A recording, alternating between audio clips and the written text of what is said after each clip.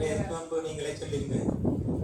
தேவனை சார்ந்து அப்படின்னு சொன்னா நம்முடைய எண்ணங்களிலும் சிந்தனைகளிலும் தேவன் நமக்கு இந்த காரியத்தை வைக்கிறாரா, வைக்கப்படுறாரா, இந்த காரியத்துல நம்ம கூட இருக்கிறாரா, இந்த காரியத்தை நமக்கு சித்தம் இல்லைன்னு சொல்றாரா. அப்ப இது சித்தம் இல்லைன்னு சொன்னா நாம இதை விட்டு விலகிடணும். நமக்கு ஒரு காரியத்தின் மேல விருப்பம் இருக்கும், ஒரு காரியத்தை நம்ம விரும்புவோம். ஆனா அந்த காரியம் அது தேவனுக்கு சித்தமா இருக்குமானா நடக்கட்டும், இல்லைன்னா வேண்டாம் என்கிற ஒரு மனநிலை, தேவனை சார்ந்து வாழ்கிற ஒரு வாழ்வு. அது நமக்கு கிடைக்கலைன்னா கர்த்தருக்கு ஸ்தோத்திரம், கிடைச்சா கர்த்தருக்கு ஸ்தோத்திரம். ஆமென்.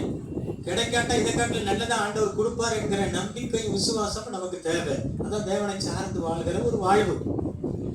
அடுத்தவன் சொல்றான், இந்த கூட்டத்துக்கு எதிராக வந்தோம், கர்த்தாவே நீர் எங்கள் தேவன், மனுஷன் உம்மை மேற்கொள்ள விடாதேயும் என்று சொன்னான். சண்டை யாருக்கு விரோதமா போட்டாங்க? எத்தியோப்பியர். யாருக்கு விரோதமா யுத்தத்துக்கு வந்தாங்க?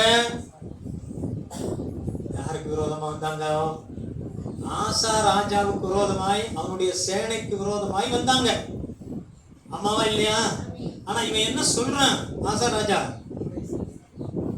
உம்மை மேற்கொள்ள விடாதேயும் அப்படி சொல்லப்பட்டிருக்குது. அப்படித்தானே போட்டிருக்குது.